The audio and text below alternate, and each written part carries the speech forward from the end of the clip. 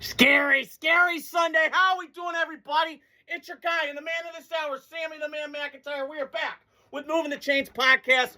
We got a lot to touch on today. I'm recording this right live before we got Bills, Jaguars. Huge implications for Buffalo, Jacksonville. Are they going to get it done? They're on a heater. Who knows? I got Indiana, Oregon I got to touch on. That was a masterclass. Avalanche of crimson being spread all over the Georgia Dome. Atlanta and Mercedes-Benz down in Atlanta. I got to touch on that game. What moving forward it looks like for both teams. I want to touch on Rams-Panthers, which is one of the best bets of the weekend. 10.5-point spread, but Rams covered. It was a little bit closer than I thought, but I'll give credit where credit's due to the opposing team, the home team, and then I want to touch on that game too. And then last but not least, I got to touch on that Packer-Bear game. A lot to dive into. So, I want to start with this. So, IU beat Oregon and basically manhandled them from the jump. And Dan Lanning's got nightmares because the last two times he's been down there, obviously 2022's team, the reigning national champion. He was with Oregon. That was his first year, which is crazy to believe. That was 4 years ago, 3 now, but it's going to be 4 next year. So, he got manhandled. And IU, Indiana is fantastic. One of the best stories of my lifetime in terms of sports. I mean, they were the losingest franchise of my lifetime. I remember going to IU games like 2008, and they were just bad. They were like mid. They were like awful. No fans in the stands. It was boring. It was dead. No juice, no energy. And Kurt Chinetti's brought that. And listen, when he first got hired, I'm with Dave Portnoy, like, he's going to get rolled by the big boys. When he said, hey, I win, Google me. Well, he does win, and I did Google him. He kicks ass, takes names. And he's got a little Saban in him, which I appreciate. He's got some Chucky. He's got some of that snarl. He's unfazed. And his team's unfazed because they just are so well coached, so well prepared, and it just blew me away. And can we just be honest? Fernando, he's come to the Raiders, baby. First overall pick, slam dunk. I've never been so sure in my life. Let's go. What is there to miss? I mean, I'm reading people. They're just nitpicking now. This is what we do. Nitpick. Okay, you know what I see? Guy making NFL reads. Goes this way, doesn't see something, come back, nothing. Okay, I'm going to throw third option, location ball. You know what I'm saying? And I feel like coaches now. A little bit of Gruden. But my point is when I watch Fernando, what's there to miss? He's 6'5", 235. He's got a really good arm, sharp, precise, all the high character stuff, including a great player. What is there to miss? Come on. What are we nitpicking? Like, it's all little shit. Teammates love him. They obviously gravitate towards the guy. He's kind of nerdy, which I appreciate. He's not trying to be too cool for school. Jay Cutler, Shador, Shaduki Sanders, hello. Legendary. So, I'm all for it. And he's going to the Raiders. We're going to get this jump started. Let's get it rocking. Let's get it rolling. That's for another day. But I was blown away by Indiana. I mean, I was like, wow, that is like JV playing varsity. They got hung 70 on their ass. It was that bad. So credit to IU, Cignetti, that program. They're doing a phenomenal job, kicking ass, taking names. Awesome. I can't wait to see what next year folds. They still got one more game against Miami, which is going to be an all-time cinema fest. I can't wait. We're getting to the meat of football. College football's ending, but we still got NFL. It's just cinema. It's cinema. So, credit to IU. And on the Oregon side of things, something was very alarming to me when I watched that game in my living room, in my room, in my bedroom, both places. Dante Moore's got to come back. And I know I said this on Facebook with some Raider group that I'm friends with, and I follow a lot of Raider pages and Packer pages. And they're like, oh, what is he, need more schooling? Yeah, he needs more starts. Like, he needs one more year. One. That's it. Because he needs more time. And I'm watching one guy. And listen, Dante's got a lot of, like, outside the pocket. He's bigger, I think. A little thicker than Fernando. Which some jagoff today, when I was listening to my podcast, said, Francisco. Get your names right, dumbass. Good talk. But my point is I'm watching this thing. And Fernando Mendoza checks every box. Okay? So does Dante Moore. But Dante Moore, to me, needs more time. He can't see the field well. The down the field shot, I just thought it was shitty play calling by, Will Stein, who did get the Kentucky job. Maybe he's got one foot out the door. Who knows? Maybe he's too much other shit going on. But that was kind of alarming, like Oregon didn't manhandle. And listen, they confused the hell out of them. Basically, Cignetti was like Bill Belichick with Nick Saban merged together. We're going to make you play left-handed. What you do well, we're going to take that away, and you try and beat us some other way. That's what it felt like Oregon was trying to do. The running backs were decimated. Offensive line got beat. I mean, really bad. And some of those sacks, like, look, Dante was hanging on the ball a little bit too long. It's my only knock on him when I'm watching. So credit to IU. I'm just blown away. And Oregon on this side of things, Dan Lane's a really good coach. Okay, he's going to get a natty. I just believe it. Some guys are just going to break through. It's going to take a while, but he's going to break through. And now another part of me this morning had a thought of, well, did their window close? Because most of the people that I know, they're like, well, their window was last year. They got smashed by Ohio State in the Rose Bowl. Is this the year that they break through? I don't know. But all I know is this Dan Lanning is there. They've got Oregon money. It's fantastic. Really good blue blood program that's been really relevant for a long time. Starting at the during the Attitude Era, but during the internet era, they're going to be fine. I'm not worried about Oregon in the slightest. So that was my take on the college games. So there's that for that. And on the flip side of things, excuse me, I got to crack my neck here. A little stiff. But I watched the Panther game. Rams-Panthers was one of my favorite against the spread picks last weekend. And let me just say this. I got to give Carolina a lot of credit for a team that nobody picked. And I'm looking back at my notes here. I got it written down. I had my notes yesterday. It's great having you guys on, by the way, today. So before the year, I had... I'm trying to look here. I had it in my notebook somewhere. Too much shit here. Okay, give me 1 second.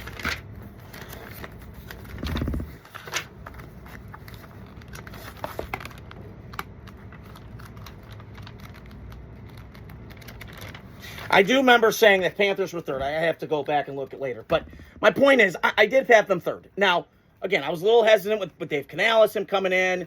And, Bryce Young, is he it? I don't know. He did have a record yesterday. I think he only had like 3,000 passing yards, which mainly means they were more of a run team. They fell on that list with Christian Ponder, if y'all remember. Was Adrian Peterson when he had that great year, when he won the MVP that year, remember? So he's on that list. Not a great list to be a part of. But having said all that, for a guy that's been benched, you could throw the towel in and you could bitch and you can moan. And the NFL's not like college football now where you can just transfer if something doesn't go your way. Cry like a little baby back bitch. Baby back bitch. Baby back bitch. Okay? But having said all that, I love how Bryce Young has responded. And listen, he's a nice player. Okay? He has his moments. Is he... Would I mortgage the farm for him? No. But he's nice. He's got a nice arm. Decent, not great. Moves really well. Coachable, it feels like. But, man, I watch him, and I'm like, how the fuck is he surviving? He is so tiny, so small. Do I wish he was bigger? Yeah. But, I did read the report yesterday before the game that Yahoo Sports reported that they did exercise the fifth-year option, which they should. They need some stability at that position. It's been kind of weird ever since Cam Newton, and that kind of fizzled out. They brought in Sammy. They had Baker. Kind of weird. But now they got a guy, I don't know if he's your long-term guy. He can win a Super Bowl, but you're not chaos at quarterback, which you need to be in the NFL. And I think Dave Canales is a nice offensive coach. Didn't love the end of the game. The coverages was a little soft to me with their defensive coordinator. When you got Devontae, when you got Puka, it was kind of weird. And early on, I'm like, yeah, Rams are going to run away with this thing. Not Carolina. They fight hard.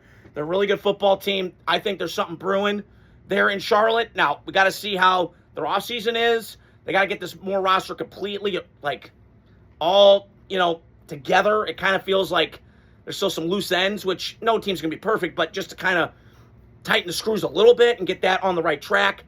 I do think they're on the right track in their division. If I'm looking ahead, we don't know how next year's going to be, but if I'm looking ahead to being a Panther fan, I go, well, we won our division. We're in games every year. It's nice that David Tepper stepped the hell out of the way and just kind of sits in the background. Now, winning does help. Now, if they'd start losing again, then they go back to David Tepper, that's a dumbass, and throwing the cup at the Jag fan like a couple years ago and being a dumbass. So, if we'll see how that goes. But this year, it really felt like he stepped out of the way, let the football people run. I thought their draft was nice. So a lot of good things from Carolina, even though they lost yesterday. Their draft was really nice. Bryce Young made really big improvements. Tet McMillan, that's my knock. The one thing I have from that game was they gave the Rams problems, especially with the pass catchers that the Panthers have. I love Jay Coker, and I really love Tet McMillan. And he's one of my surprise players this year in terms of how good he was going to be. Because I was kind of one of those people like, I don't love him. Too much off switch than on. Doesn't really run the route tree. He's kind of lazy. A lot of stuff I didn't love. But then I turn on and I go, okay, yeah, there's a reason why they drafted him. That's why Dave Canales, when he was in Tampa, he kind of had the same mini-me version of him. Mike Evans was down there, big target for Baker Mayfield. And now Tet McMillan's got Bryce Young's got a Tet McMillan to kind of help him. So really was impressed by Carolina yesterday. They made that game really close. And they could have won both times against the Rams. They beat them the first time about a month ago down in Carolina. And it was just perfect night for football. Cam Newton with the drum. They brought out Brenton Buckner, who Panther fans remember was part of that 2003 year when they went to the Super Bowl, if anybody remembers. So it was really cool last night. Beating the drum, keep pounding. I mean, it was great. Steph Curry was there, and it was just cool. For a smaller market, kind of college-y town, it's awesome. And Carolina's going to be fine. I think they're really brewing something down there in Charlotte, and you got to be really proud and hang your hand high for a team that hadn't been in the playoffs since 2017, ending that drought last night. And the way the vibe was and how that game early on, I'm like, shit, I don't think it's going to go well. And then they kind of bounce back and recover. So great job by Carolina to show your mental toughness, show your mental fortitude. It was fantastic last night. So way to go, Carolina. And on the Rams side of things, that was gutty. That was gritty. This is why Sean McVay's a genius. Now, I'm not going to say that, but a lot of these assistants, I got to be honest, I keep hearing about how great Chris Shula is. Is he? I think it's the McVay magic. I mean, we just witnessed, right? Like a couple weeks ago, went down to Atlanta and lost. And Bijan had that huge 93-yard run. I mean, come on. Like, if you're some defensive guy, you got to clamp people. I'm not saying give up, like, I don't know, like, you can't give up 3 points like you used to, but, like, not allow Carolina 4-4 in the red zone. You know, and I think some of the times, like, this is what happens with Belichick, I feel like. His coaching tree, it's kind of mid because the proximity to greatness doesn't translate. You can't take Belichick and his smarts and genius with you. Like, you can implement some of the stuff like you've learned from Belichick, right? Like the toughness, the maturity, you know, what you learn schematically, like how to play people. But it just, and they always try copying him. That's the other thing. He's fake. Got a bunch of phonies running that shit. And you know me, what my peeve of mine is, grinds my gears, is these fake-ass people, right, that be something and they're not. Two-face, as I call it. So I do think Sean McVay's magic shows. Now, they are a little limited with Stafford. And listen, I'm a big Stafford fan. He's I love him as one of my favorite all-timers. He's underrated as hell. And you get a lot of respect in this league because of what he went through in Detroit. And Mike Kesnick knows that better than anybody. It was down years in Detroit. Kept them viable, kept them relevant. And just a great guy, great everything. I don't love his wife, but that's besides the point. Wife's a little too chatty. Too much for my take. Don't love her with her podcast. Just be a stay-at-home mom, pipe down, mom, go to bed. But my point is, that's besides the point. It's a little grudge. Not trying to be that. But I will say with Stafford, you're kind of screwed because unlike Caleb, and I'll touch on that game in a second, you can do stuff off script, like when the play's not all there, right? And I'm watching the Rams, and it's like, you're kind of screwed if Stafford is off his game. And here's the other thing with picks. I got to say this. Because everybody talks about Darnold and Luck throwing interceptions and Jordan Love. You know what? Here's my whole stance on this. I don't care if you throw picks. I'm fine with that. You're taking aggressive shots. You're down the field. Now, you got to be smart, right? You got to be smart and take care of the football. But I'm all for being aggressive, chips in the middle of the table, over the top. You know, a lot of these picks at times get tips and deflected, all that shit. But I don't care. If you throw 16 picks one year, like Stafford did 2011, how many touchdowns did he throw? Oh, 41. Yeah, okay, I'll take that. Let's go. Like Trevor Lawrence, I'm okay with you throwing picks. But you offset that with like 30 touchdowns, right? Cam Newton, the 1 year won MVP. How many picks? 10? Well, he had 10, 15 rushing touchdowns, and he had 35 touchdowns. Or, throwing. So I'm all for that scenario being kind of balanced. And not 6-7. I'm talking about break it down, DX, suck it. But It's 6-7 trend, whatever. So I do think there's that to play there. And the Rams are just well run. I mean, they really are. They know what they're doing. Their defense is great. Special teams are a wild card, like Green Bay. I mean, every team is different. I guess the McVay tree doesn't love special teams. Kyle Shanahan has this problem. The Packers have this problem. The Rams have this problem. Now, it's been much improved and was crappy early on in the year. But I just feel like with the Rams, they still are one of the best teams in this tournament. Okay, we got 3 games I got to touch on tomorrow. So I'll give you guys my sneak peek on that. But I was blown away with the Rams. I mean, to come back, they were up 14-0. I'm like, wow, they're going to run away with this motherfucker. And then Carolina kept it close. So that was a great, great game last night. Carolina, good early game. Didn't expect to be that close, but it just shows the margins of this league are so slim. And it comes down to a couple plays. And Rams move on. Carolina, solid year. A little inconsistent for my take, but a lot of good momentum moving forward down in Charlotte. Okay, last game, but not least. I was so angry this morning. And just kind of, I have like this like Chucky edge to me this morning. Because I watched that game last night. The Bears, Packers, great rivalry, 212th meeting. That place was rocking, buzzing. And Caleb Williams delivered for the Bears. Okay. The Packers, man. I'm disgusted this morning with Green Bay. This team to me all year long has just been annoying. Like, why did you tie with Dallas? Why did you lose to Cleveland? And you lost to Carolina at home? And it just, with the Green Bay, it's just so inconsistent. And that's why I think the Bears, Green Bay, is going to have a talk. They need to. And I'm already hearing rumors like John Harbaugh's already available. It's like, I don't know what John Harbaugh. Now, again, Packer fans, and I get it. I'm this way too this morning. Aaron Lanham and a bunch of my buddies. I'm all the same way. Like, I'm angry as much as anybody. We lost to Caleb Williams. Caleb Williams. Twice. We've blown leads.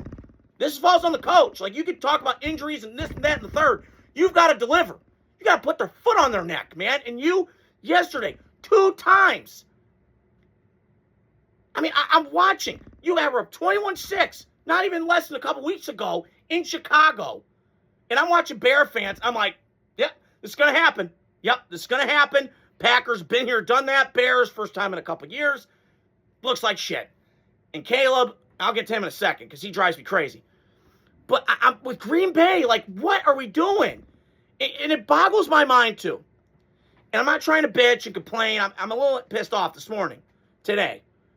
But I'm watching that, and I'm looking around going, you've had Aaron Rodgers, Brett Favre for 30 years. You got 2 rings to show for it? 2. That's not good enough. New England took advantage of it. So I just, and again, I think the Packers are going to have some discussions. And you should. You should fire Rich Bisaccia today, and you should have conversations about Matt LaFleur. Now, would I fire Matt LaFleur? My guess is probably not. But I think it's time. I mean, he's been there 7 years. You just can't get it done. I mean, you had a lot of home playoff games. You had the NFC Championship game at home. You had the Niner game at home. And you just can't come through. And there's some, like, tenseness to this team. They're not loose. They're not playing, like, freely. It just, they're great one half, and they're not. And they can run the ball. And it's just inconsistent. That's the only word I can describe the Packers. And so I just feel like with Green Bay, and Jordan Love's not your problem. He played great last night. But when you get behind the sticks a lot, and you're in the 3rd and 20s, and you're in this and you're in that, you got problems. And I watched last night, and that kind of pissed me off. Like, you had the foot on the neck of the Bears, and you let them crawl back. And I know the Bears, listen, this is more to do with Chicago, and I'll get to them. But Green Bay, I'm just disgusted this morning. We've lost twice to these guys. And this was playoffs, meant a lot. And that policy comes from, like, the Niners when they were in their heyday kicking ass. Like, he's not going to put up with this shit. And now I'm reading a story today that Brian Gutekunst, who I think's done a decent job, I do, he's going to have more control, and he should. Now, what's that going to determine? Maybe he's got more, maybe LaFleur's got more juice than Brian Gutekunst. Who knows what that power structure's like. But there's going to be changes in Green Bay, and it starts with the special teams, because that cost them last night. I'm sorry. It did. And I just, it angers me because those kicks I felt like were good, and I get the win was shitty last night in Chicago. But goddamn, I'm just disgusted this morning. And, listen, Green Bay made the playoffs is what it is. But man, I can't, it's going to be hard for me to stomach after a couple days. But I just, with the Bears, and I want to touch on them. So Green Bay's got a lot of decisions to do, and they're going to have some tough calls to make. But speaking of the Bears, I'm happy. I'm happy for Chicago. Chicago had a great win last night. That place was rocking, was buzzing. Chicago, big city. It just